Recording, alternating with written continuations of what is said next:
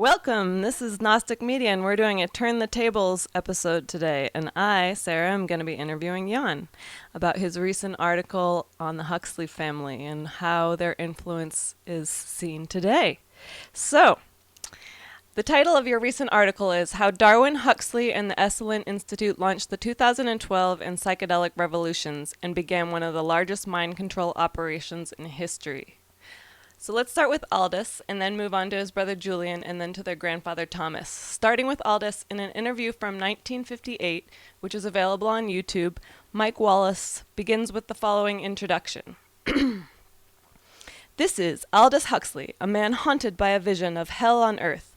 A searing social critic, Mr. Huxley, 27 years ago, wrote Brave New World, a novel that predicted that someday the entire world would live under a frightful dictatorship. Today, Mr. Huxley says that this fictional world of horror is probably just around the corner for all of us. Wallace asks him who and what are the enemies of freedom here in the United States, and Aldous answers, well, I don't think that you can say who in the United States. I don't think there are any sinister persons deliberately trying to rob people of their freedom, but I do think there are a number of impersonal forces pushing in the direction of less and less freedom. Aldous goes on to say that those impersonal forces are overpopulation and technology. What is your opinion on this? Well, I find Huxley's entire comment ironic because, well, first of all, Huxley, in his book, The Brave New World, essentially outlines what this governmental system would look like, and having 4 or 5 different types of population, the alphas, the betas, etc. And each of these different groups are sort of this outline that these elites have in mind. And Huxley goes on to say that there is no person or group that is behind this, which is pure irony, because when we get into Huxley's background as well as his brother Julian, we see that they are 2 of the key people behind running mind control operations and implementing this very sort of governmental system that Huxley is talking about. So, in fact, what Huxley is doing there is he is presenting a sort of controlled opposition, where his brother is doing one thing, and he is out pretending to talk against it and saying, oh yes, you know, I have a lot of fear that, or trepidation that these things are going to happen sometime in the future if we're not careful. And so his brother is putting out the evolution, eugenics, and humanism in his books, how this is to happen. And then Huxley is putting the same thing out in his novels, while at the same time he is running the Esalen Institute up in Big Sur, Northern California, where in fact these operations are dispensated out to the public. And so it's a bit of tongue-in-cheek there by Aldous. Indeed. So let's move on to Aldous' brother Julian, and I'm going to read from Wikipedia what it says on Julian. Sir Julian Sorrel Huxley was an English evolutionary biologist, eugenicist, and internationalist. He was a proponent of natural selection and a leading figure in the mid-20th century evolutionary synthesis. He was secretary of the Zoological Society of London from 1935 to 1942, the first director of UNESCO, and a founding member of the World Life Fund. Huxley was well known for his presentation of science in books and articles and on the radio and television. He directed an Oscar-winning wildlife film. He was awarded UNESCO's Kalinga Prize for the popularization of science in 1953, the Darwin Medal of the Royal Society in 1956, and the Darwin-Wallace Medal of the Linneal Society in 1958. He was also knighted in the same year, 1958. 100 years after Charles Darwin and Alfred Wallace Alfred Russel Wallace announced the theory of evolution by natural selection in 1959, he received a special award of the Lasker Foundation in the category Planned Parenthood, World Population. Huxley was a prominent member of the British Eugenics Society and its president from 1959 to 1962. What else can you tell us about Julian? Well, Julian, it's kind of interesting. Julian's got, as you just pointed out, a really interesting history tied in with eugenics and with humanism, with Planned Parenthood. And for those who've seen the documentary film MAFA 21, M-A-A-F-A, numbers 2-1, they can see exactly how Planned Parenthood is tied into these eugenics programs and how Planned Parenthood targets intentionally poor neighborhoods and things like this. And of course, the illusion that the elites want to create is that it's the poor people that are causing all of the problems. Meanwhile, it's the elites themselves who create the poverty, who create the pollution and the overconsumption and marketing through Madison Avenue, and they also create this entire dumbing down of the population that they then go and, and I should back up for a second and say that John Taylor Gatto in his work has covered extensively how the entire education system has been dumbed down. And many of these people tie in directly to the Huxleys. For instance, Gordon Wasson, he was involved in there's a book from Oxford University called The Compromised Campus. And in there it discusses Wasson along with Alan Dulles working on these programs to dumb down the college education systems. And in fact, Wasson was friends with Aldous Huxley. But aside from Gatto's research on how they're dumbing down the education, Julian Huxley is behind these promotions. He and his grandfather, Thomas Huxley, were both presidents of the Royal Society, which, as you pointed out, is heavily tied into eugenics and all of these different eugenics programs. And in fact, we can get into exactly how some of Julian Huxley's ties here get into eugenics. And when we pull Julian Huxley up, we see that he was in fact a member of the MI6, British Secret Intelligence, and he went to Oxford University. He's got ties into Zionism. He was also taught or tutored by H.G. Wells, and he was obviously largely influenced by Charles Darwin, and he created a number of books that go into this. Democracy Marches, Eugenics and Population. Well, he signed on to the Eugenics Manifesto.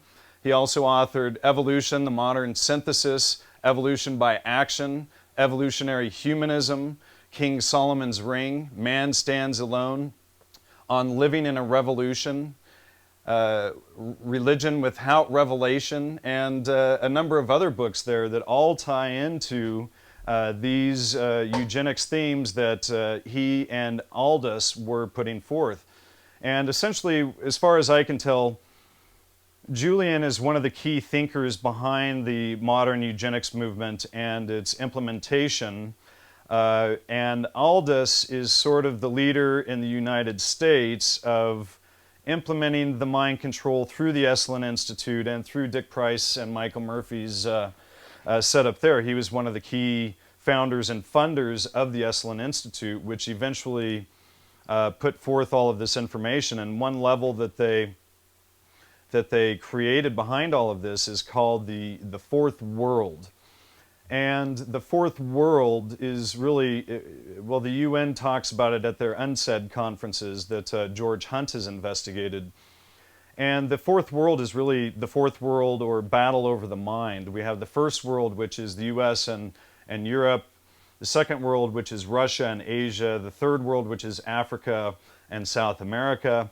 And then the Fourth World, which is the mind and the battle over the mind. So what Aldous's focus on was primarily the Fourth World aspect and controlling the mind, where Julian, he was really laying out how to perform these the humanism aspects and eugenics aspects and transhumanism and stuff like this. And humanism, in the modern sense, is essentially how the elites get the slave class, the poor classes, anybody who's not an elite, and by that I mean a billionaire and upwards. This is how they get those people to sign away their autonomy over to governments and over to, well, like this push in the Zeitgeist movement to get everybody to give their autonomy over to this computerized statehood. And this is exactly what the agenda was that Julian and Aldous were behind. And in fact, they were aided at the Macy conferences in coming up with these ideas and how to put it forth. And the Macy conferences were in large part behind MK Ultra. We have guys like Kurt Lewin there, Gregory Bateson, Margaret Mead, etc. And Norbert Wiener, I think, was there. And so at these Macy conferences, they essentially laid out the concept of how they were going to deal with the fourth world, how they were going to create this idea of a world citizen and sell it to the masses, get people to give up their autonomy for the so-called greater good of humanity. But the idea, of course, behind that is, this world government that the Rothschilds want to lead. And we can hear Edmund de Rothschild and George Hunt's video on Unsaid, specifically laying out this information in his own words at the Unsaid conference. And so there's a very large agenda there to mind control people. This fourth world in the brain database here, the fourth world ties into destruction of the family, destruction of the middle class, the entheogenic experience, feminism, fluoride in the water, the Gaia hypothesis, geoengineering or chemtrails, and there's a couple of very good documentaries, What in the World Are They Spraying and Why in the World Are They Spraying, that go into a lot of very good primary documentation and evidence on exactly what geoengineering is and what it does, such as weather modification, which has been well published, and there are many existing patents on that for all of those who think that the idea of chemtrails is too wacky. And I just have to say to those people, maybe walk outside and look up every once in a while. But also genetically modified foods is tied into that. The neo-shamanism. Shamanism is sort of this whitewash shamanism where they take out all of the dark shamanism aspects and push forth this very whitewashed idea of what shamanism is to the New Age groups. And then, of course, the New Age movement is under that. Positive thinking, pornography, professional sports, and getting everybody caught up in like the NFL on Sundays or Mondays and all of that kind of stuff. Project MK Ultra, of course, psychiatry and psychology are tied into that. Quantum physics and Kantian irrationality, and getting people to believe that they have no ability to find the truth through their five senses. And of course, this has been a very touchy subject for a lot of people, because the whole New Age movement rests a lot of its theories on this idea of quantum physics and quantum spirituality. And when we get in and discover that it was Immanuel Kant who put forth all of these ideas and then perpetuated through these same groups like perfectibilists, who are also known as the Illuminati. For those who want to go really deep into a rabbit hole there's a lot of information on that type of information. So, for those who want more information on quantum physics, I suggest they look into David Harriman's lecture series called The Philosophic Corruption of Physics, that goes into that in great detail. And then also we have the sexual revolution, which ties back to Margaret Mead again and Wilhelm Reich. And then of course, we've got Kinsey and the Kinsey pedophiles and all of those sick people. And then the Council of Nine and the UFO movement also ties into the battle of the Fourth World. Backing up to Thomas, you wrote, "My investigation into Thomas Henry Huxley's background, grandfather to Aldous and Julian, reveals him as the key promoter of Darwin's theories, who was his friend and teacher, and through Huxley's X Club, they created academics who would promote Darwin's ideas." So in school, we are led to believe that Darwin's theories are pure science fact. What do you have evidence-wise that's other than... Well, what's interesting is, and in fact, in the 150-year anniversary edition of Darwin's On the Origin of Species, we see that Julian Huxley wrote the foreword for it, or the introduction. And it's not to say that there isn't some truth to Darwin's theory of evolution, but there is a lot of evidence to show that through Thomas Huxley's group that he created called the X Club, that he in fact created 8 other academics that he put in key positions in universities at the time to sell Darwin's theories directly through the students. And then what they would do is, well, Thomas Huxley, being a president of the Royal Society, would then award people that supported his and Darwin's views. He would award them with the Copley Award and the Darwin Award and things like this. So they were, they had this nice little circle going where they would scratch each other's backs and promote it.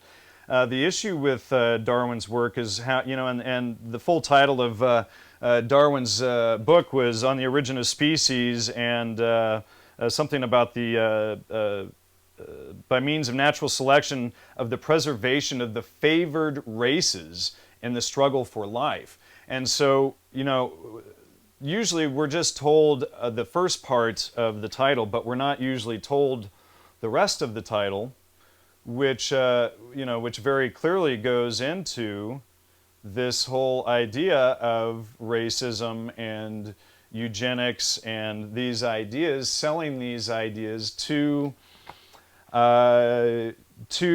essentially kill off those groups of people that these people deem lesser than them based on their own ad verecundium fallacy, or their own appeal to authority fallacy. And so first what they do is they create themselves as the authorities, and they put forth these racist and eugenicist ideas, and then decide themselves God and what genes are good to keep and what aren't, and then those that aren't, that they're going to kill off. And then how they do that is through multiple eugenics programs running concurrently that Aldous and Julian Huxley were later largely behind, and including others such as Theodosius Dobzhansky, who was friends with Professor Michael Coe at Yale, who in fact created the idea of the 2012 meme, and Professor Coe was, or is in fact, a CIA agent. And Coe's wife is Sophie Dobzhansky, who is Theodosius's daughter. And Theodosius had closer ties with Julian Huxley. And of course, Aldous Huxley, Julian's brother, created the Esalen Institute. And we see the 2012 meme created by Coe being sold at Esalen. And it's only a couple of degrees separation. We have Coe and Theodosius to Julian, and then to Aldous Huxley. And then the whole thing is dispensated through the Esalen Institute and picked up there by both Terence McKenna and Jose Arguelles and numerous other people, where it's where this huge meme has spread from there. And the interesting part is that nobody wants to talk about how the origins of this whole 2012 idea started by a CIA agent, Professor Michael Coe at Yale. Reading from the Esalen website, Esalen. The word itself summons up tantalizing visions of adventure, of unexplored frontiers, of human possibilities yet to be realized. There is the wonder of the place itself, 120 acres of fertile land carved out between mountains and ocean, blessed by a cascading canyon stream and hot mineral springs gushing out of the seaside air. This is the delicate and subtle Big Sur air of late afternoon in May, the midnight mist of July, the drenching February rain. There are October nights so clear the Milky Way can light your walk along the darkened garden path. And always there is the sound of the sea. And then there are the people who live there and love the land, and the 300,000 more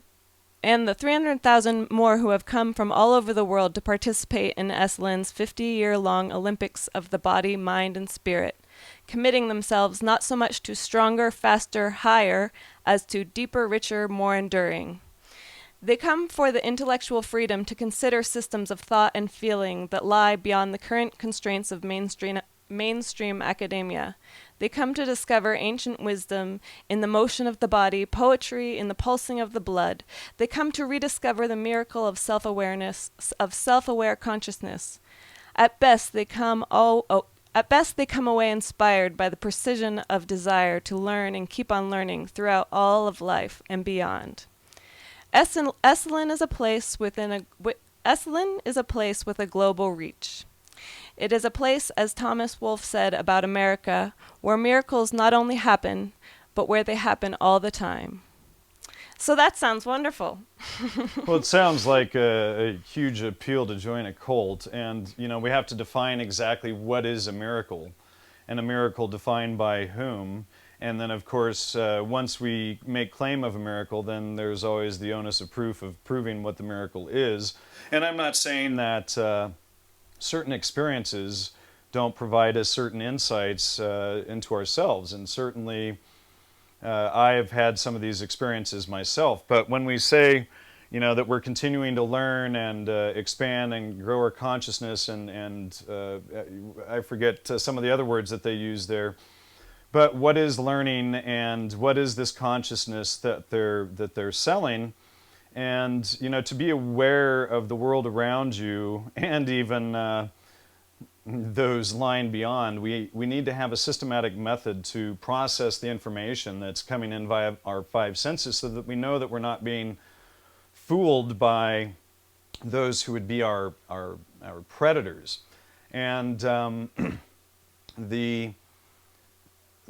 what Esalen teaches is a very uncritical, positive thinking type of movement, where people are not taught how to verify the facts of reality to make sure that they are in fact conscious and aware of the things going on around them, by asking who, what, where, and when, before trying to come to a conclusion why, and explaining how to others. There's a systematic process, and Esalen, and I've heard this from other people that have gone to Esalen and spent several months there, is that when they leave Esalen, they have a really hard time integrating back into regular society. And what Esalen does is they put them in this dreamy, positive thinking state, so that when they leave there, they're incapable of interacting with others around them. And Dr. Barbara Ehrenreich wrote a good book a couple of years ago titled Bright-Sided: How the Religious Promotion of Positive Thinking Has Undermined America. And I think that Esalen has been the key place selling these ideas and getting people essentially out of balance, because what happens with the cultish type atmosphere that they sell there is that when people go out into society after that, they just leave things to everybody else. This humanist idea to get people to give over their autonomy to this global government, or this zeitgeist type computer system.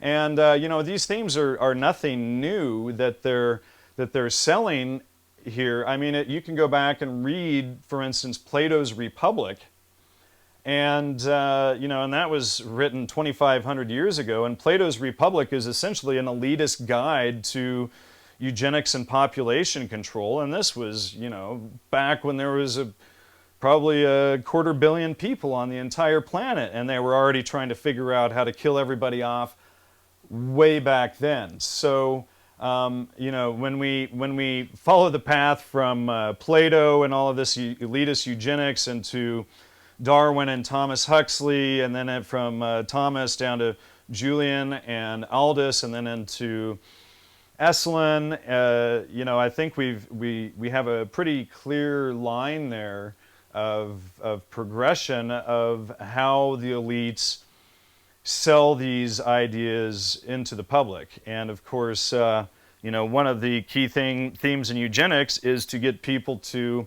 not want to reproduce. And, you know, of course, Edmund de Rothschild, who I mentioned earlier, he was one of the key guys behind creating this whole idea of the carbon credit and the global warming. It used to be global cooling, and then, you know, it was climate change, and they remarket it as they need to. But, you know, Edmund de Rothschild was directly behind funding the Fourth World Conferences, and he was indirectly behind the Macy Conferences, where all of these ideas came out of. And in fact, Rothschild cites in the unsaid video, right in the last closing seconds of that video, he cites this guy Pierre Teilhard de Chardin, who was one of these guys behind creating, well, he created the omega point theory, which later became Terence McKenna's time wave zero and habit novelty theory. And Terence does cite Pierre Teilhard as one of his major influences.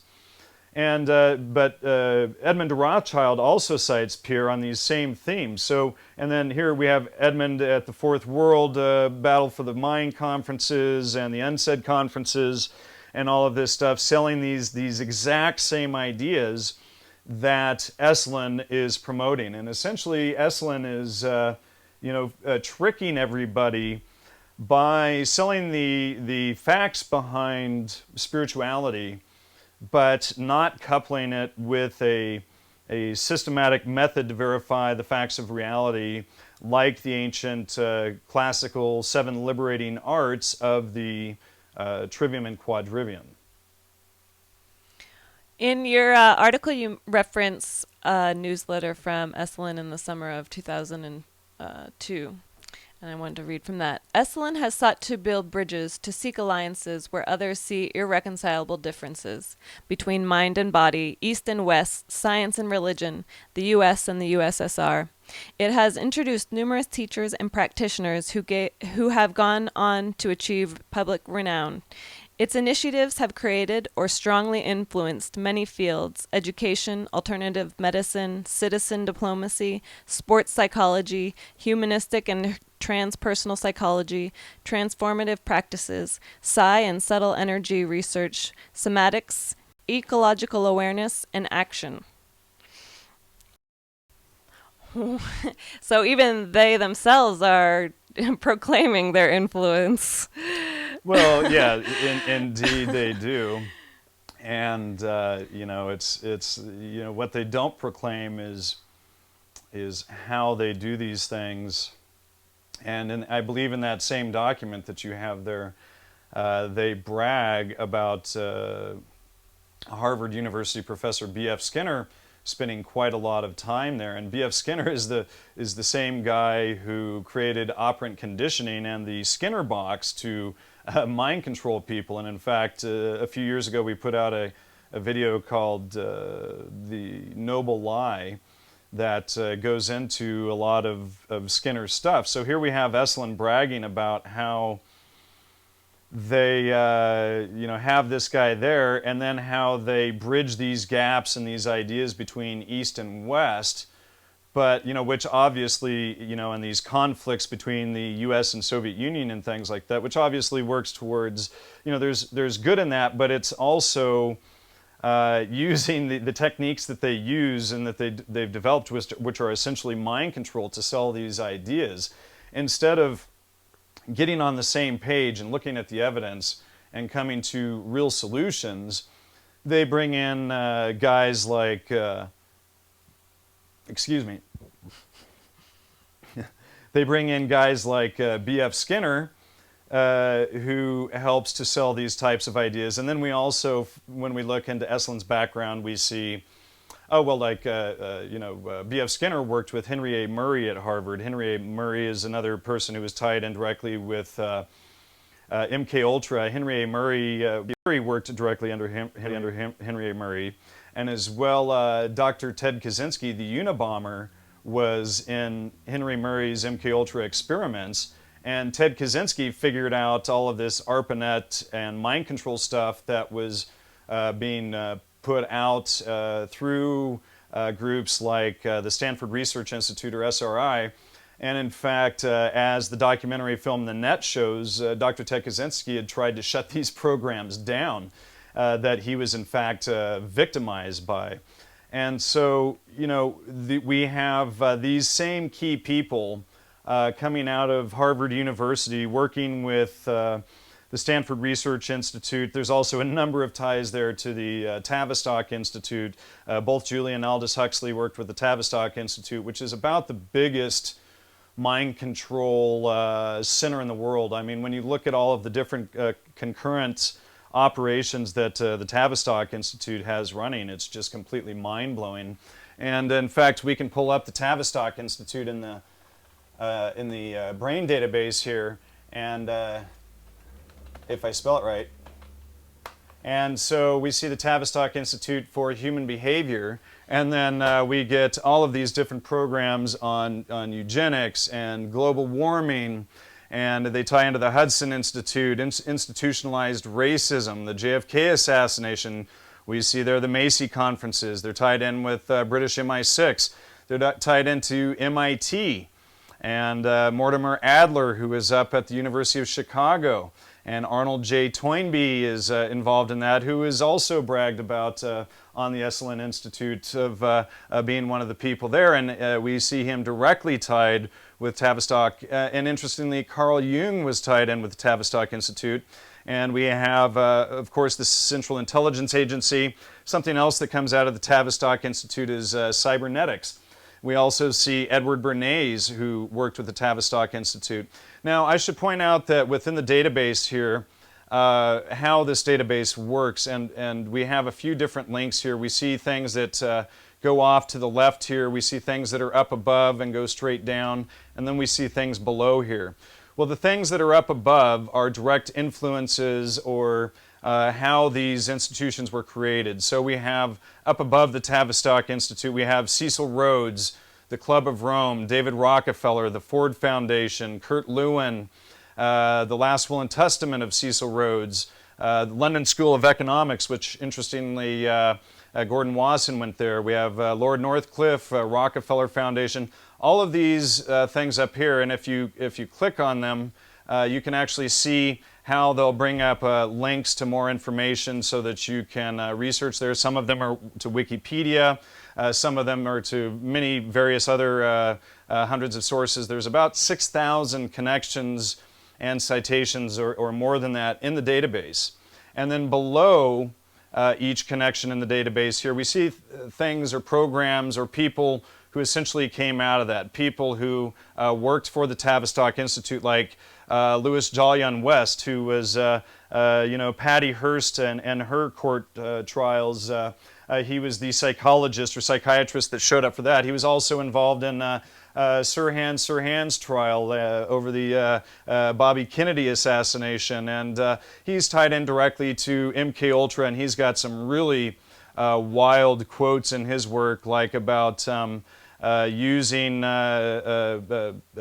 psychedelics and drugs and their legality to either promote or to outlaw different drugs to have certain specific effects on different political and racial groups. So this is the type of cred that this guy was involved in, and he's again tied in directly with MK Ultra and the Tavistock Institute and all of this stuff. But each of these things below a point are people that either worked for the Tavistock Institute or programs that were created by the Tavistock Institute. Again, we see MK Ultra here. You know, if this was a person listed here, we might see books that they authored down here, etc. or if they're a parent, we would see children that they bore down here. Now over to the far left here, up here we see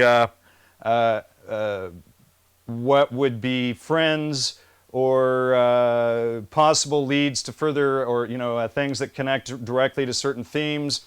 We would see brothers and sisters listed here, and things that they didn't directly create, but they might be indirectly associated with, or people that they're associated with, like I said, friends, brother, sister, etc.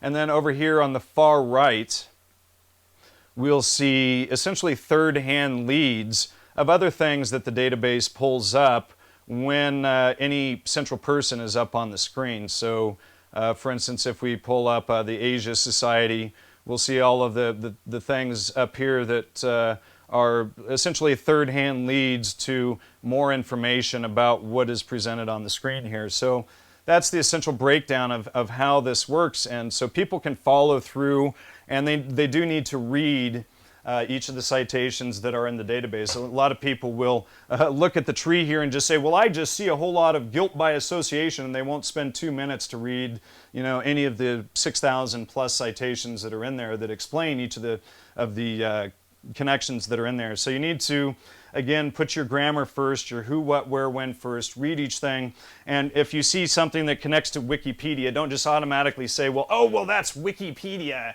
so therefore it's invalid. You actually would need to go to Wikipedia, read what Wikipedia has to say, and look at the citations that Wikipedia leads to.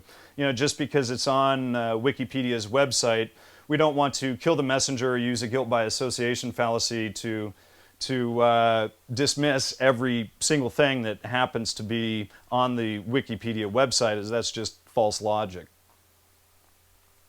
So let's go back to 2012 and tease that out some more. All right, let's, and I'm going to pull that up on the screen while you ask me your question here. All righty. All right. So in your article you say, from here we trace the lineage to the In Search of TV program, where they say in the closing minutes that 2012 may be used to bring in a world government. So reading a transcript from that In Search of series, which was In Search of Mayan Mysteries, Season 2, Episode 4. The ancient Mayans, men of knowledge, conceived of their time on Earth to be 520 years. Beginning their calendar August 12, 3113 BC, they predicted that on December 24, 2011 AD, a cataclysmic earthquake would terminate their cycle of civilization. New men of knowledge would then appear to fight the forces of evil and lead the people to create a world government. If the Mayan men of knowledge were right, in only just 34 years, we may learn the answers to some of the ancient Mayan mysteries. Well, that comment there of, these men will come up and battle the forces, that men of light will come and battle the forces of darkness, or whatever that said. That reminds me of the Dead Sea Scrolls and the War Scroll and the battle between the light and the dark there. But, obviously, the In Search of TV show picked that up from Professor Coe at Yale, and what's more interesting is that William Burroughs, just before Coe published that, Burroughs in 1965 published in an article, I think the Paris Weekly or something like that, an interview where he was saying that essentially the Mayan calendar is for mind control and for telling the people exactly how they should feel at any given time. And so then we have, Professor Coe, the CIA agent who was intelligence in Japan and stuff. He first comes out and pins it to sometime in 2011. And then the In Search of TV program comes out. They tie it to this world government idea, which is clear when you look at behind the scenes of what Aldous and Julian are promoting, and these humanist ideas to get everybody to give up their autonomy and to accept this this world government that they're selling, right? These very same people. So when we actually get behind it and look at everything going on there, we see the agenda, and then later on it's picked up by Terence McKenna, who happened to work with Laura Huxley at Esalen, and he also, as Dennis McKenna told me yesterday or day before, that Terence also hung out with Francis Huxley, who was none other than Julian Huxley's son. And of course, Julian Huxley is suspect number one in our investigation here, other than, in the current sense, other than his grandfather, Thomas Huxley. So, we have this whole tie-in between all of these things. And I shouldn't forget to mention, Jose Arguelles, and then from there, after they die, or just before they die, of course, Daniel Pinchbeck picks it up, and other people like Laura Eisenhower, and the Eisenhowers have a very interesting history tying into all of this. And in fact, if we get into like the Eisenhower's background, Dwight D. Eisenhower, he was working at the Century Club with Gordon Wasson, and worked directly with C.D. Jackson, the head of U.S. psychological warfare, and C.D. Jackson later was vice president and then president of Time Life magazine with Henry Luce. Henry Luce was the key guy who popularized LSD and mushrooms through his magazine. Of course, he published Gordon Wasson's May 13, 1957 Life magazine piece that I showed was an entire fraud on May 13th, 2012 of this year in my recent investigation on Wasson. So, again, we have all of these tie-ins and these coincidences from the Century Club and from, Dwight Eisenhower and all of these people that are tied into this exact same meme and these same people. And, like I said earlier, Wasson knew Aldous Huxley, and Wasson was also friends with Professor Michael Coe, again, the CIA agent who came up with the 2012 idea. And then, of course, as I showed in my recent article on Wasson, he was both CIA working directly with Allen Dulles, and he was also a chairman to the Council on Foreign Relations, and he was one of the key top members of the Century Club, which is the East Coast version of the Bohemian Club, which of course is famous for its Bohemian Grove up in Northern California. So this is the East Coast version, and of course Wasson is one of the head guys there.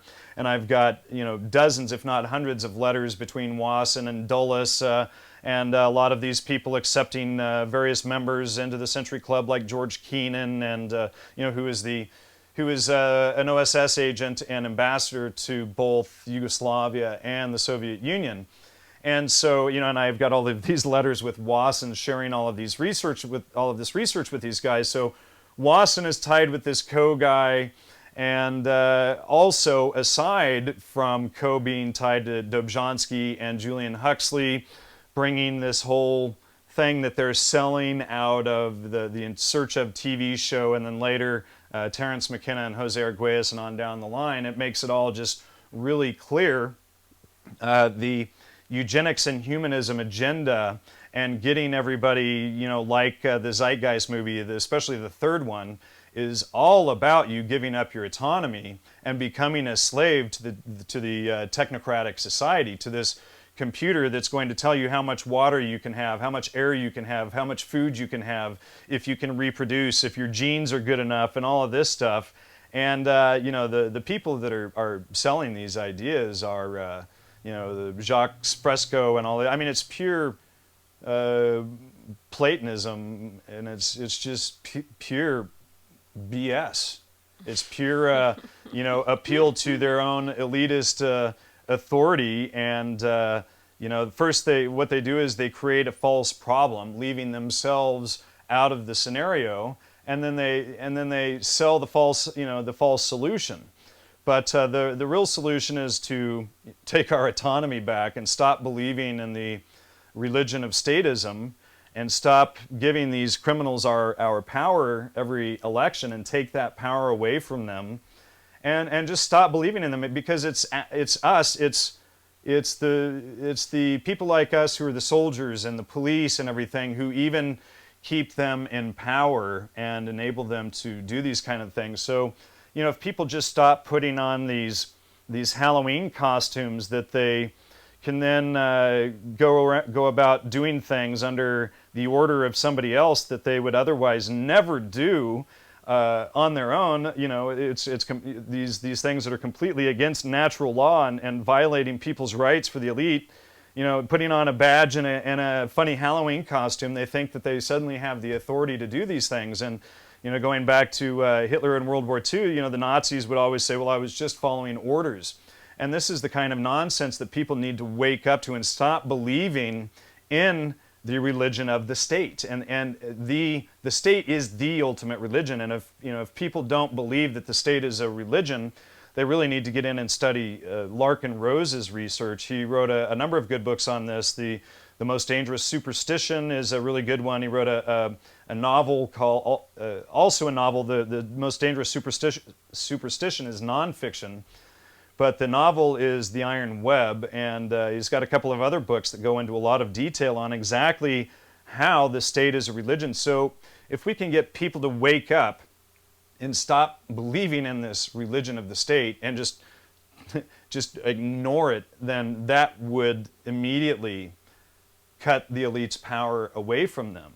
And it is the elites selling these ideas of eugenics and everything, and they're the ones who first sell us planned obsolescence, and we have Edward Bernays, and they're selling all of this nonsense. And in fact, Edward Bernays was a close friend of Gordon Wasson for at least a decade.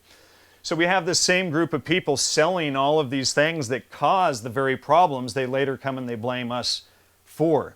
So rather than continually whacking at the branches, what needs to happen is we need to get out and cut the roots out of the problem.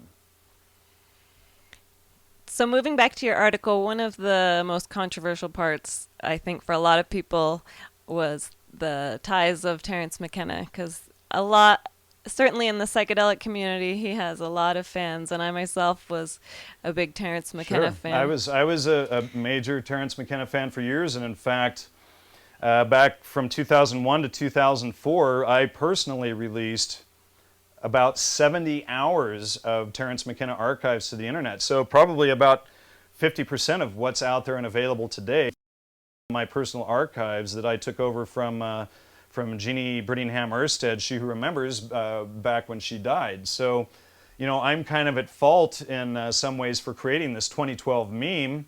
And it's not to say, oh, well, that's why I'm attacking it because I feel guilty. When you realize for years that you've been mind controlled, you want to expose that mind control system and help free others that you know are victims of it. And for me not to expose this stuff would be the ultimate evil. And so yeah, looking at Terence McKenna's background, and I'm friends with Dennis McKenna, and I can't say that Terence was an agent or anything like that. What I can show is that he was a willful idiot, and at minimum being used by the Huxley family to further their agenda.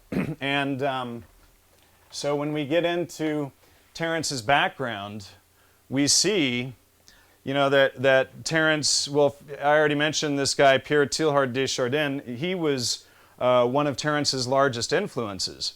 And so is Marshall McLuhan. Now, interestingly, and I mentioned the trivium earlier, which is grammar, logic, and rhetoric.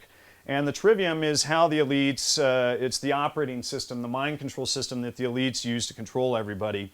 And essentially, the only way you can protect yourself from it is to study it. And as I said, the trivium is grammar, logic, and rhetoric, and it's always in that order. And the elites, what they do is they will intentionally get people to put logic before grammar, and logic answers why. So what they're doing is they're trying to get people to state why something is before they've asked who, what, where, and when. So obviously that works to the favor of whoever's trying to control you. But Marshall McLuhan wrote his PhD thesis on the trivium. Admits that one of his key influences is in fact Aldous Huxley. And then we have Terence spending a lot of time at the Esalen Institute about during the same times that Laura Huxley was there. But what's interesting, and I need to do more research on this, but this Tussman Experimental College that we see showing up in McKenna's background, and this Tussman College was founded by Joseph Tussman, and it was something that was going on at the University of Berkeley. And it was based off of another school that was founded by Alexander Meiklejohn called the Experimental College at the University of Wisconsin-Madison. And interestingly, when we click on Meiklejohn, we see, it takes us to the Wikipedia page, which immediately shows him on the front cover of Henry Luce's Time magazine, which I showed recently in my Wasson piece, is definitely involved in this whole movement and everything about it.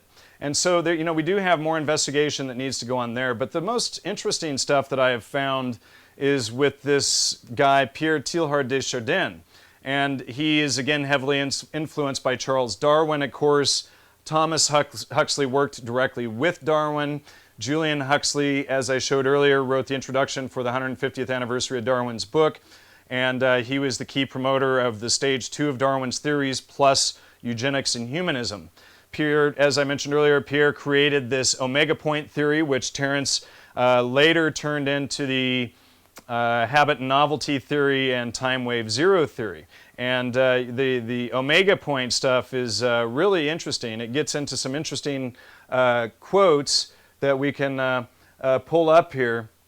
And it says that this theory was developed by Teilhard in The Future of Man, which interestingly, I believe that's the same book that Julian Huxley also wrote an introduction for, which is 1950. The universe is constantly developing towards higher levels of material complexity and consciousness, a theory of evolution that Teilhard called the law of complexity/consciousness. For Teilhard, the universe can only move in the direction of more complexity and consciousness if it is being drawn by a supreme point of complexity and consciousness. Thus, Teilhard postulates the omega point as the supreme point of complexity and consciousness, which in his view is the actual cause of the universe to grow in complexity and consciousness. In other words, the omega point exists as supremely complex and conscious, transcendent and independent of the evolving universe. And so we can see that this is clearly where McKenna got the idea of the end of time, or the time wave zero theory, and the habit novelty theory, which are based off of each other. And so, and Terence admits his influence there, but he never really points out that he got the whole foundation from Teilhard. Now, Teilhard, what's interesting about this guy is, aside from him working with Charles Darwin, he's also a Jesuit priest. And not to commit a guilt by association there, but, and as I mentioned earlier, Edmund de Rothschild in the Unsaid video directly cites Teilhard in the very last few seconds of the video on his views of how this whole evolution thing should take place. But Teilhard is also the key suspect in the Piltdown hoax, and the Piltdown hoax was the largest academic fraud or scandal in history, where for 4 decades they believed that this Piltdown man discovered by Teilhard and some of these other guys was the missing link. And what they did was they took men's bones and ape bones, and they dyed them in coffee and these other sort of things, and they put them together and buried them. And it wasn't discovered a hoax until the 1950s. But I think it was in the 1910s, and like 1912 or 1916, that they originally committed this fraud. And so, interestingly, Teilhard is the #1 suspect of this fraud, and he's influenced by Charles Darwin and obviously Julian Huxley. And then we have Terence's stoned ape theory, where Terence is obviously influenced by Teilhard, by Aldous Huxley, and as well as by McLuhan with the trivium, and then he creates this stoned ape theory. Now, I have nothing yet to prove it, but we've already gone through so many coincidences that it's statistically impossible for McKenna to at least have not been manipulated by either Laura Huxley or Francis Huxley, Julian Huxley's son, and then perpetuated this idea of the stoned ape theory and using psychedelics for evolution, which of course has been their entire agenda, their entire mind control operation from the beginning. So again, I cannot prove that McKenna was an agent in any way, but I can show that he was a willful idiot and at minimum had his work usurped, and he was being manipulated behind the scenes to sell these ideas. So, a quote from Terence McKenna: "Conspiracy theory is a kind of epistemological cartoon about reality. I mean, isn't it so simple to believe that things are run by the Greys and that all we have to do is trade sufficient fetal tissue to them and we can solve our technological problems? Or isn't it comforting to believe that the Jews are behind everything? Or the Communist Party? Or the Catholic Church? Or the Masons? Well, these are epistemological cartoons. It's, kindergarten stuff of amateur historiography. I believe that the truth of the matter is far more terrifying, that the real truth, that bear not speak itself, is that no one is in control, absolutely no one. You don't understand Monica? You don't understand Netanyahu? It's because nobody is in control. This stuff is ruled by the equations of dynamics and of chaos. Now there may be entities seeking control, the World Bank, the Communist Party, the rich, the somebody or other, but to seek control is to take enormous aggravation upon yourself. Because this process that is underway will take the control freak by the short and curly and throw them against the wall." Boy, well, he's got so many fallacies in there, and the word fallacy comes from Latin fallare, to lie. And first off, what he does is he makes a huge appeal to ridicule, that it's all, conspiracy theories are all about cartoons and, this false historiography of, that the conspiracy theorists create. In one major killing the messenger appeal to ridicule fallacy, and his end statement about the elites and these people taking too much on themselves or whatever, anybody trying this stuff, that's a non sequitur, which means it does not follow. He ignores the research of guys like Professor Carroll Quigley, who wrote the Anglo-American Establishment. Carroll Quigley was President Bill Clinton's professor at Georgetown University. He also wrote Tragedy and Hope, The History of the World in Our Time, and Terence ignores the Cecil Rhodes Trust and all of this stuff. So, what he does is he makes a conclusion, he puts his why before who, what, where, and when, and derives and reaches a completely false conclusion. He also misses Anthony Sutton at the Hoover Institute up at Stanford, and of course we already talked about the Stanford Research Institute where a lot of this stuff was coming out of. And so Anthony Sutton published a number of books on this: America's Secret Establishment, How the Order Controls Education, the Federal Reserve Conspiracy, Wall Street and FDR. Anthony Sutton was no dummy. He's working at the Hoover Institute at Stanford University and putting all of this information out, which got him canned, and he's also the one that put out all of the information behind the scenes on Skull and Bones and their members through Charlotte Iserbyt. And so, what Terence has done is, again, he's created an appeal to ridicule. He ignores all of the history, sets up a non sequitur, and then what he does, the pure irony of it all, is that he happens to be working with and through the very organizations that are behind this stuff, like Julian Huxley's son, Laura Huxley, Aldous' wife, Esalen Institute, where they're dispensating all of this stuff that's being run by SRI and by the Tavistock Institute, where Aldous Huxley and Darwin and everybody are perpetuating these very agendas and mind control systems that he says are cartoons. And so, I mean, again, and I can't prove that Terence was an agent, but either he didn't have critical thinking, he didn't study Marshall McLuhan's work thoroughly enough on the trivium, or he was an agent and selling. Those are the two options: a willful idiot or an agent. And it's going to take more digging into Terence's background to find out the truth of the matter. And unfortunately, and coincidentally as well, the Terence McKenna archives were destroyed in a fire at Esalen. Indeed. Someone once at a presentation he did asked a question, why are you not in jail? And his answer was, why am I not in jail? That's an interesting question. Number one, I don't know. Here is what I have come up with. Notice that I use big words. I don't try to boil it down to a shoutable slogan like turn on, tune in, drop out. Then they come. They come. That's one possibility, that if you are defined in their eyes as an intellectual, then they automatically put you in the harmless category and send resources elsewhere. That is one possibility. Now the other possibility is slightly more disturbing, but in the interest of thoroughness, let me raise it. Perhaps I am sanctioned. Perhaps they decided, we don't really know what this stuff is, and we can't have a mass movement, but let one guy just kind of keep the pilot light on in case we ever change our minds about this. He will have kept the pilot light on. And the other possibility, which is probably too naive, but in the interest again of exhaustive thoroughness, maybe they just haven't noticed yet. You know, Tim Leary, who was a friend of mine, would address 2,500 people in a grove.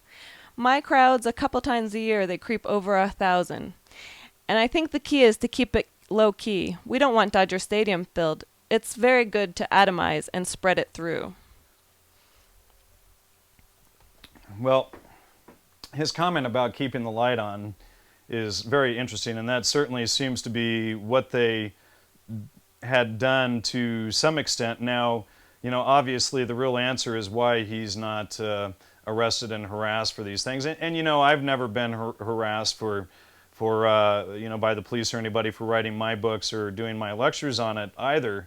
You know, and that's one issue. But the, you know, it's his whole idea of keeping the light on in that statement almost seems like he is admitting part of the agenda there, or that he knows that he is a part of that agenda. And so, you know, it's just I think it's a bit of tongue-in-cheek on Terence's part, and you know, there's just too much irony in his statement there.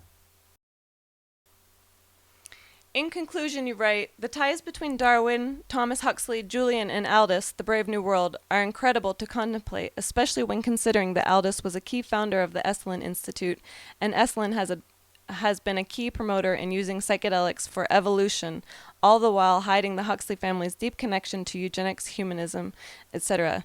And when we realize that all of the players center around the Huxleys and Esalen, we have one of those oh fuck moments. Indeed. So, in my opinion, for the most part, people don't really want to have oh fuck moments. So, a lot of the attacks come from just the want to avoid. Right. Such well, an you know, and that's moment. the key issue is, you know, people have been trained and dumbed down to put their you know, their conclusions before their research. They're going to put why before reading the information and discovering it. So yeah, you know, that's part of the conditioning that they've done, and you know, that I see of a lot of the people that come out of Esalen. They have no ability to verify information and fact check it, and it's all about this, you know, positive thinking, new age spacey pillow sitting stuff. There are just too many coincidences going on around the Esalen Institute, around the Huxleys, and their ties to Darwin. And we, you know, and I, in my 3-page paper, I listed 12 coincidences there, not including all of the other coincidences to the Darwins and Thomas Huxley, which is probably at least 20 different coincidences, which is just purely statistically impossible. It's like you get into one chance in billions of this not being a conspiracy and intentionally perpetuated. So yeah, it's an oh fuck moment. Well, thank you, Jan, for elaborating on your article. I know it was a lot for a lot of people to digest. You've gotten lots of feedback on it.